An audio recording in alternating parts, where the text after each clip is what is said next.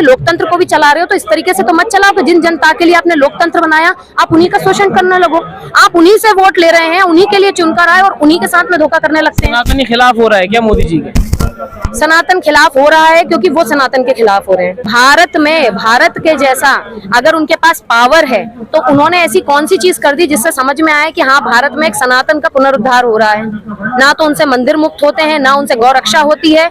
गौरक्षा के ऊपर बोलूं तो वो तो छोड़ ही दीजिए, गौरक्षा जिसे इस देश में इस राष्ट्र में माता कहा जाता है उसको बेचा जाता है। यहाँ पे भारत का सबसे बड़ा राजस्व का हिस्सा, दुनिया का सबसे बड़ा बीफ एक्सपोर्टर है भारत। तो इस समय दिल्ली के जंतर मंतर में मौजूद हूँ और तमाम जो सनातनी धर्म के लोग हैं वो एक तरह से सरकार के खिलाफ मोर्चा खोल चुके हैं, क्योंकि कहा यह जा रहा है देश के अंदर जितने बड़े मंदिर हैं उस पर सरकार ने कब्जा किया।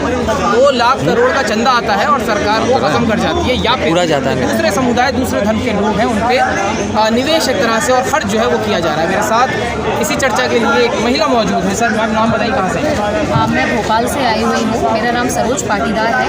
एकम सनातन भारत दल की मध्य प्रदेश की सह संयोजक हूँ। हम लोग यहाँ पे आए हैं क्योंकि आपने कई सालों से सुनते आ रहे हैं कि मंदिरों को मुक्त करो, मंदिरों को मुक्त करो। एक विचार कीजिए कि जिस देश में, जिस राष्ट्र में जो वहाँ का समुदाय है और स्पेशली बहुसंख्यक समुदाय, उनके साथ वहीं की सरकार उन्हीं से वोट लेके, उन्हीं के नाम पे वोट लेके और उन्हीं के ऊपर अन्याय कर रही है। चूंकि मंदिरों में एक बहुत बड़ा चंदा, करोड़ों अरबों खरबों रुपया आता है जो कि सरकार स्वयं तो हड़पती है, मंत्री अपना उपयोग करते हैं, साथ में दूसरे लोगों का भी उसमें हित करते हैं, परंतु अकेला ये सारी चीजें पैसे और आय के लिए नहीं थे। मंदिर सिर्फ चंदा देने के लिए और उसके लिए नहीं है।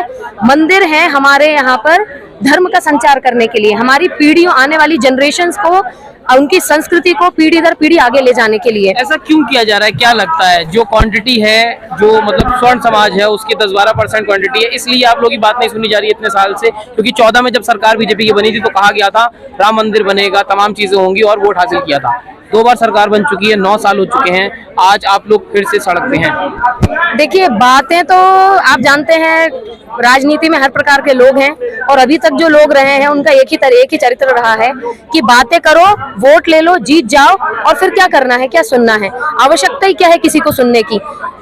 होता यही है और हमेशा से होता आया है कि जब इन्होंने हिंदुओं के नाम पे वोट लिए, हिंदुओं को ये बताया गया कि देखिए हम आपके लिए मंदिरों को ये कर देंगे, हम आपके लिए नया मंदिर बनवाएंगे, राम मंदिर, जो कि भाजपा का मुद्दा नहीं था लेकिन उन्होंने उसको हाईजैक कर लिया।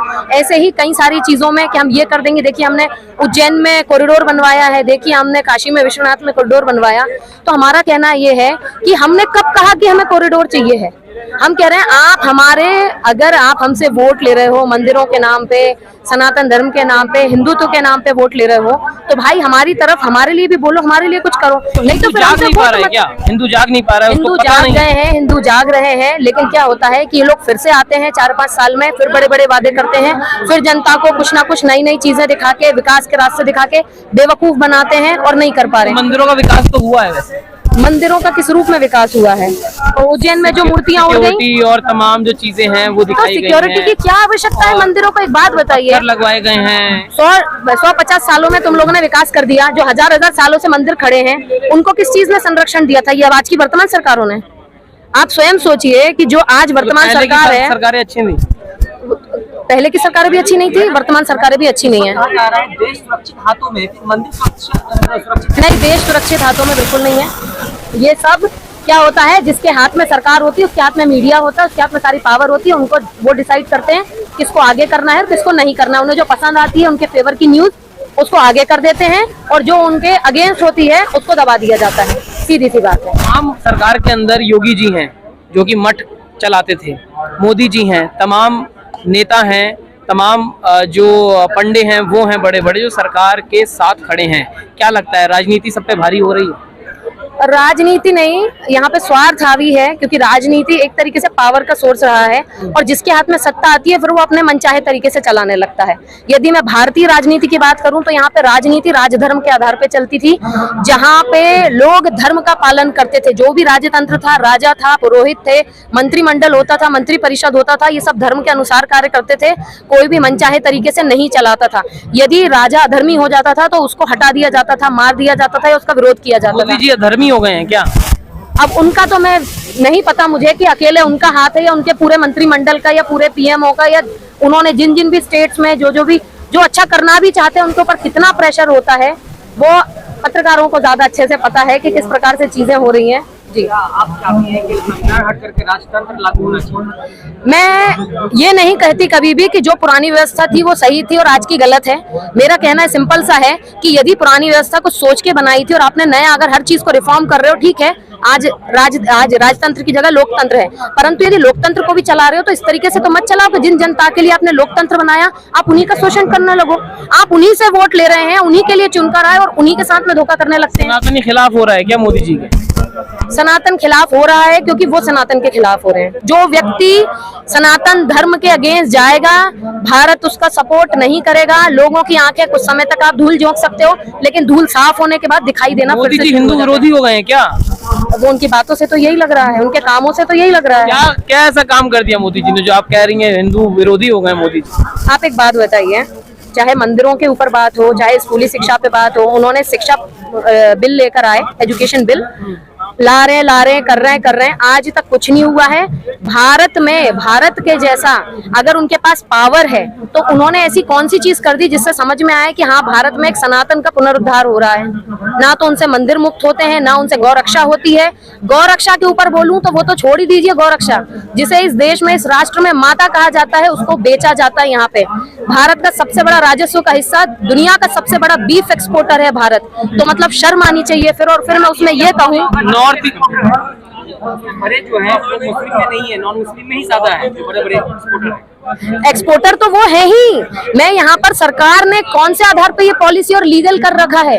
यदि आप हिंदुओं से वोट लेकर आए थे कि हम आपके सपोर्ट में, जनता का प्रतिनिधि नेता होता है, तो भाई जनता तो बिजनेसमैन से किसी से लड़ने जाएगी नहीं, क्योंकि वो इनलीगल तरीके हो जाते हैं। नॉर्थ में तो कहा जाता है कि गौ माता को हम बचाएंगे, वहीं नॉर्थ ईस्ट की बात करें तो वहाँ पे बीजेपी के ही जो अध्यक्ष हैं वो कहते हैं बीफ की कमी नहीं होने देंगे, समर्थन दो। वो देखिए, वो नॉर्थ ले लीजिए, नॉर्थ ईस्ट ले लीजिए, जहां पर जैसी मुद्दे उठते हैं, जिस स्टेट में जैसा मुद्दा उठता है वो वैसी बातें करने लगते हैं। वही बात है राजनेताओं के दोहरे चरित्र की, बोलेंगे कुछ और करेंगे कुछ। जहां जो मुद्दा गर्म होता है उसको बना देंगे। और 24 के इलेक्शन आने वाले हैं, तो क्या हिंदू खिलाफ हो जाएगा मोदी जी के, भाजपा के? हुआ है। यदि आप देखें, कर्नाटक में सरकार जा चुकी है बीजेपी की, और अभी मैं मध्य प्रदेश से आती हूँ, वहाँ की जो उनकी स्वयं की गणना है और जनता का जो असेसमेंट है, जनता का जो कहना है, जो विरोध है, उसके अनुसार मध्य प्रदेश में बीजेपी की सरकार जाने वाली है। ये निश्चित है 2023 में। और रही बात 2024 की, तो मुझे ये तो नहीं कहूँगा, ये तो नहीं पता है, क्योंकि कई सारे मेरे स्वयं के परिवार में भी मोदी समर्थक आते हैं। मोदी जी का 2014 में आप लोगों से क्या वादा किया? बोर्ड पे लिखा हुआ है, क्या वादे किए थे? जी, मैं बारीदार समुदाय से तो नहीं आती हूँ, मैं बेसिकली गुजरात के पाटीदार समुदाय से आती हूँ। और मोदी जी के घर की हैं फिर? घर के तो नहीं कहेंगे, हाँ उस राज्य से बिलोंग करते। हमारे जो पूर्वज हैं काफी साल पहले एमपी में आके शिफ्ट हो गए थे, तो वो अब यहीं पर हैं। और हम लोगों ने कई सारे उम्मीद रखी थी, सपने देखे थे, अब ये हो जाएगा, अब एकदम परिवर्तन काल आएगा, मोदी है तो मुमकिन है, एक व्यक्ति कुछ भी बदल सकता है। लेकिन एक मैं छोटा सा उदाहरण दूंगी कि यदि मोदी जी गौ हत्या के समर्थन में नहीं होते, हिंदू समाज के धर्म परिवर्तन के समर्थन में नहीं होते, तो कोई भी विश्वव्यापी स्तर पे कार्य करने वाली कोई भी ऑर्गेनाइजेशन उनको कभी सपोर्ट नहीं करती, उनको ऐसा विश्व लीडर नहीं माना जाता। ये हर रूप में प्रत्यक्ष समर्थक नहीं मोदी जी की? बिल्कुल रहे हैं, और कौन नहीं रहा है। यहाँ पे जितने लोग उपस्थित हैं, इन लोगों ने तन मन से, हर रूप से, धन से रूप से सपोर्ट किया, समर्थन किया। लोग भाग भाग के गए, दौड़ के गए, हम मिलने जाते थे, देखने जाते थे।